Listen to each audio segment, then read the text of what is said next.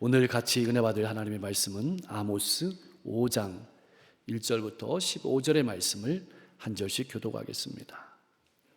이스라엘 족속아, 내가 너희에게 대하여 애가로 지은 이 말을 들으라. 처녀 이스라엘이 엎드려졌으며 다시 일어나지 못하리로다.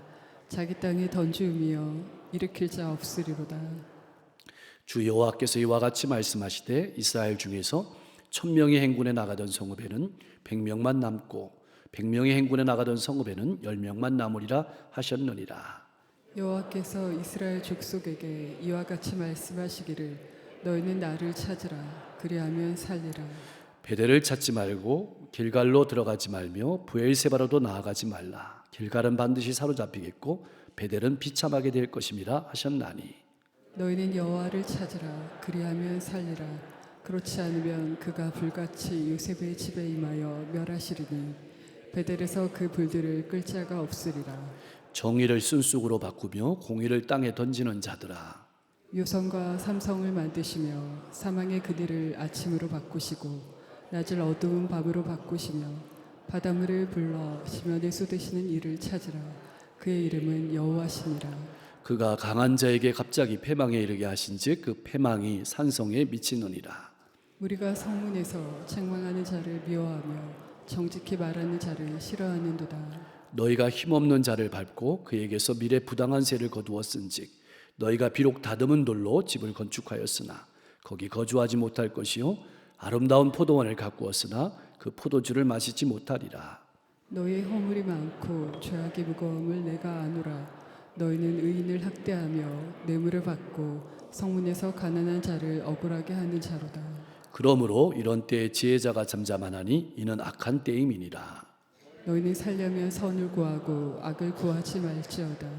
만군의 하나님 여호와께서 너희의 말과 같이 너희와 함께 하시리라. 15절 너희는 악을 미워하고 선을 사랑하며 성문에서 정의를 세울지어다. 만군의 하나님 여호와께서 혹시 요셉의 남은 자를 불쌍히 여기시리라. 아멘. 혹 여러분 살아오시면서 자신의 장례식을 생각해 보신 적이 있으십니까? 만약 살아있는 지금 누가 우리 앞에서 울고 있다면 어떻게 하시겠습니까? 울면서 장례의 노래를 부르고 있습니다. 그렇다면 나의 마음은 어떨까요? 여러분 어떤 표정을 짓겠습니까? 참 궁금합니다. 그런데 일이 안 되고 앞이 하나도 안 보이고 내 삶이 절망적인 상황이라면 납득이 되는데 모든 것이 잘 되고 있다고 생각하는데 누가 내 앞에서 그러한 노래를 부른다면 마음이 어떨까요? 참 받아들이기가 어려운 노래일 것입니다. 이 본문 말씀에 이스라엘 백성들이 그랬습니다. 왜냐하면 당시 이스라엘은 정말 처녀와 같이 젊었습니다. 화려했습니다. 경제적으로 풍요를 누리고 있고 번영을 누리고 있고 화로움을 누리고 있었습니다. 세상에 이럴 때 장례 노래라니 충격적입니다. 그러니 누가 듣겠습니까? 오늘 우리 시대가 꼭 그렇습니다. 본문은 이 시대를 살아가는 우리를 향하신 하나님의 음성이기도 합니다. 누가 들을까요? 사랑하는 성도 여러분, 나는 하나님의 말씀을 들을 때, 가족을 바라볼 때, 민족을 바라볼 때, 이 시대의 영적인 어두움을 바라볼 때 아모스와 같은 눈물이 있습니까? 아모스는 지금 30년 뒤를 내다보면서 울고 있는 겁니다. 나는 무엇을 바라보며 울고 있습니까? 무엇이 문제였을까요? 무엇이 문제였을까요? 왜 아모스 선지자는 울면서 애가를 부르는 것일까요? 백성들은 자신들의 영적인 상태를 깨닫지 못했습니다. 그것이 문제였습니다. 왜 깨닫지 못했을까요? 자기 생각으로 신앙생활을 했기 때문입니다. 최고급 포도주가 생산되고 있고 올리브 기름은 넘쳐나고 있고 경제력, 군사력이 넘쳐나는데 무슨 장례식 노래야? 이것이 그들의 생각이었습니다. 눈앞에 보이는 것만 보이고 자신들의 영적으로 죽어있는 상황은 보이지 않았던 것입니다. 그런 이스라엘 백성들을 향해서 하나님께서 내리시는 심판은 3절 말씀에 보는 것처럼 전쟁이었습니다. 3절 말씀을 읽어보면 누가 보더라도 그 상황은 끝난 상황입니다. 10분의 1만 남습니다. 전멸입니다. 문제는 이러한 충격적인 메시지를 전하는데도 사람들은 회개하지 않습니다. 들으려고 하지 않습니다. 나는 어떻습니까? 하나님의 말씀이 내 마음속에 들려오고 있습니까? 하나님 앞에 서게 됐을 때를 바라보며 신앙생활하고 있습니까? 아니면 현재 내 생활이 건강에 전혀 부족함이 없고 물질에 전혀 부족함이 없고 신앙생활을 잘한다고 생각해서 말씀이 전혀 들려오지 않는 것은 아닙니까? 참으로 감사한 것은 희망이 사라지지 않았다는 것입니다. 처절한 심판의 모습을 보여주신 하나님께서는 백성들에게 한 가닥 살 길을 제시하시는 겁니다. 회복의 기회를 주시는 겁니다. 이렇게 3번이나 거푸 말씀하셨습니다. 너희는 나를 찾으라 그리하면 살리라. 너희는 나를 찾으라 그리하면 살리라. 너희는 나를 찾으라 그리하면 살리라. 가만히 생각해 보면 이 말씀은 이스라엘 백성들에게는 너무나도 익숙한 말씀이었습니다. 매번 제사장들의 설교와 가르침을 통해서 듣는 말씀이 핵심적인 내용이 이 말씀이었습니다. 늘 들어왔던 말씀이었습니다. 문제는 아모스 선지자를 통해서 주시는 너희는 나를 찾으라는 말씀과 제사장들이 전했던 말은 같았지만 의미는 완전히 다르다는 것이었습니다. 이스라엘 백성들이 하나님을 찾는다는 것의 의미와 하나님께서 나를 찾으라고 말씀하시는 그 말씀의 의미가 서로 달랐다는 것입니다. 그렇다면 이스라엘 백성들이 생각한 하나님을 찾는다는 것은 무엇이었을까요? 5절과 7절 말씀을 자세히 살펴보면 이스라엘 백성들처럼 열심히 있는 민족은 아마 없을 것입니다. 그들은 열심히 베델을 찾아갔습니다. 열심히 길갈을 찾아갔습니다. 열심히 브엘세바를 찾아갔습니다. 엄청난 종교적인 열심이었습니다. 제물을 드리고 열심히 제사에 참석했습니다. 이렇게 열심히 있는데 무엇이 도대체 문제였을까요?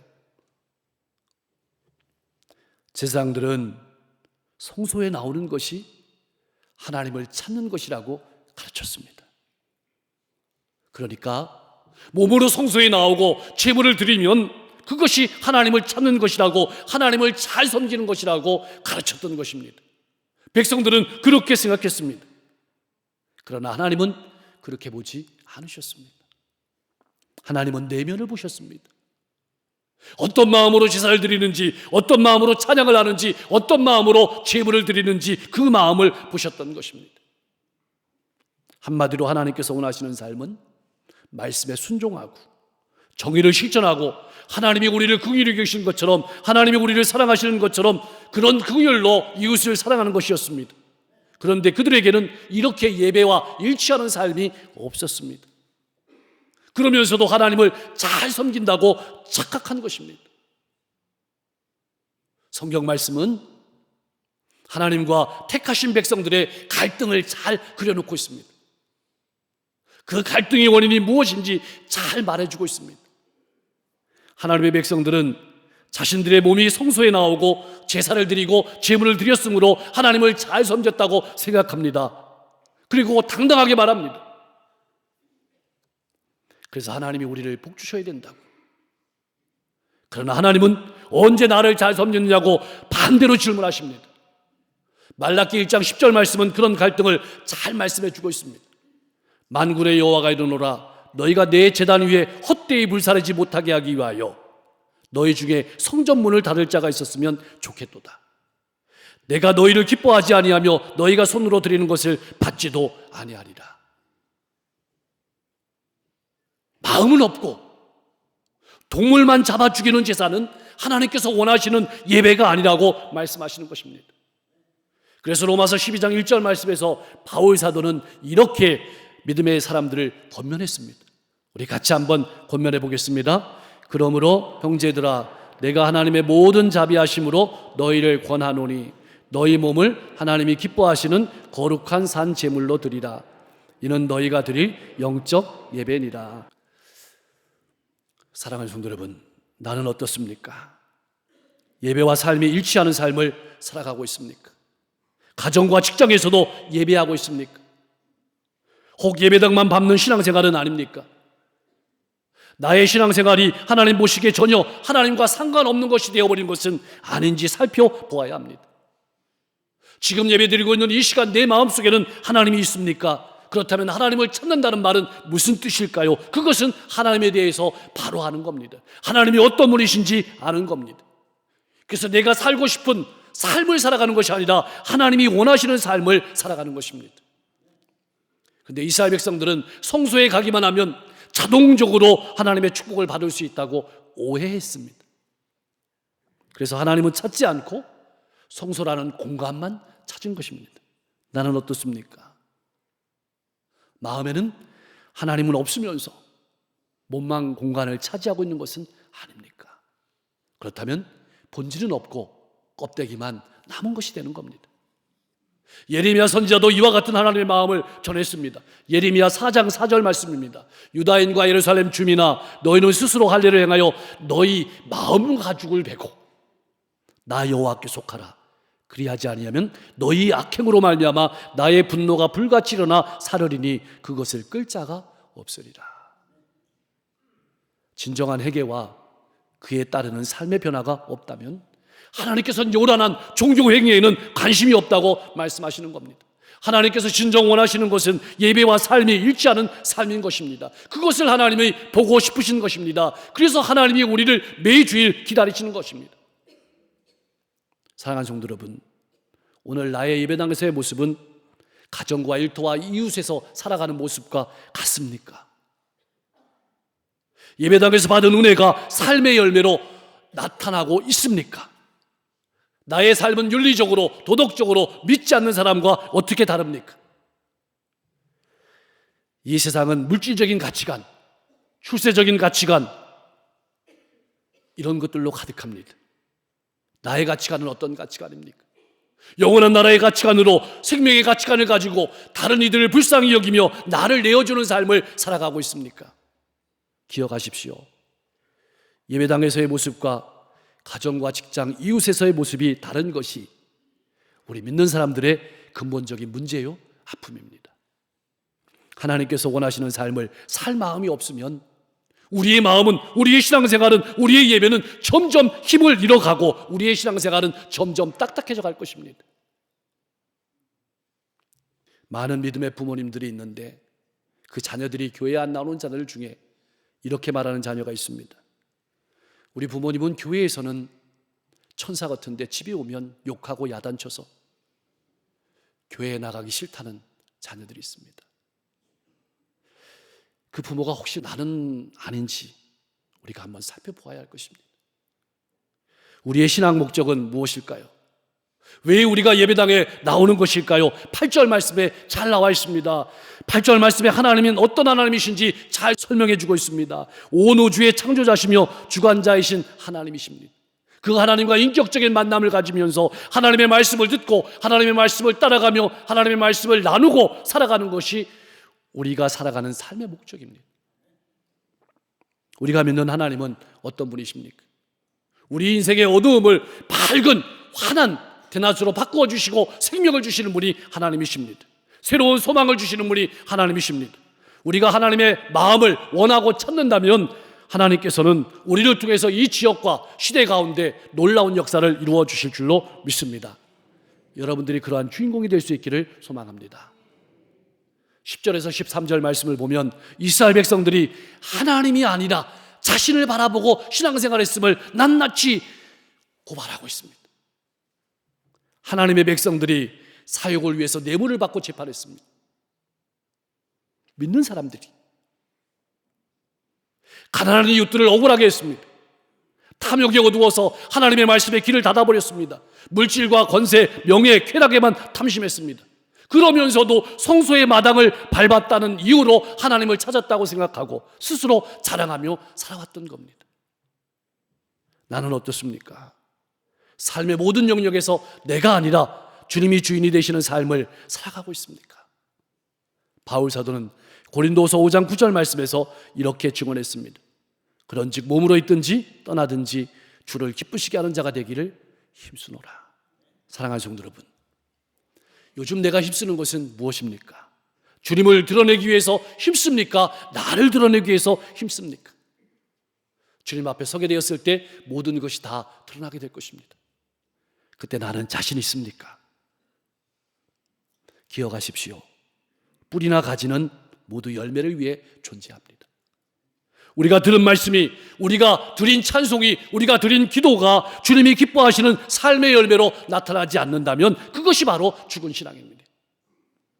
그래서 아모스 선지자가 이 시대를 바라보며 울고 있는 겁니다. 그래서 예수님께서 예루살렘아 예루살렘아 하시면서 울고 있는 겁니다. 아모스의 울음이, 예수님의 울음이 우리의 마음속에, 우리의 삶 가운데 들려와야 합니다. 그래서 새로운 삶에 대한 결심으로 우리가 가정과 일터와 이웃으로 나가서 그렇게 살아야 합니다. 예수님께서 공생의 기간 내내 싸우신 싸움이 바로 이 싸움입니다. 열매를 맺느냐, 열매를 맺지 못하느냐는 싸움이 신앙생활의 본질적인 싸움입니다. 우리가 속는 것은 모양과 형식이 있기 때문입니다.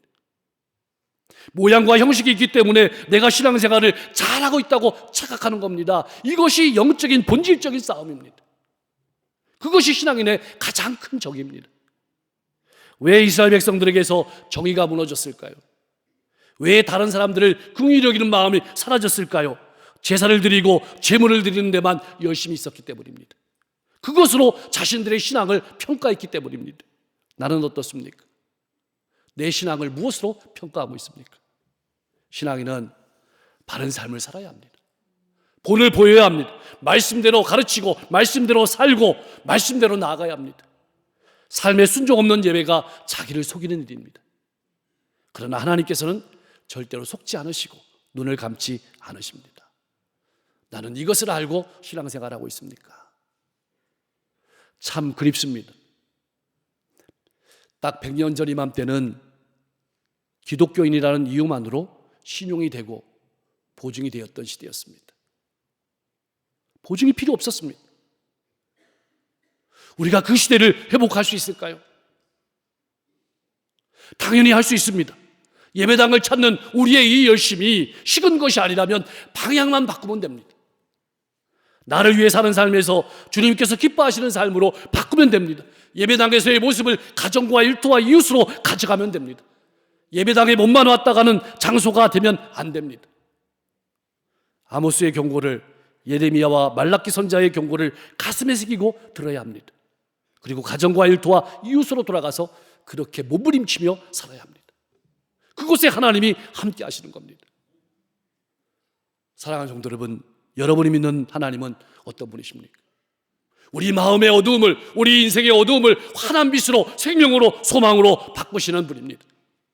우리가 하나님을 전심으로 찾는다면, 하나님의 마음을 헤아리기 위해서 참고 노력한다면 슬픔으로 가득한 죽은 것 같은 우리의 인생을 환한 생명의 빛으로 밝혀주실 줄로 믿습니다. 호세아 선지자는 이렇게 하나님 아버지의 마음을 눈물로 전했습니다. 호세아 6장 6절 말씀입니다.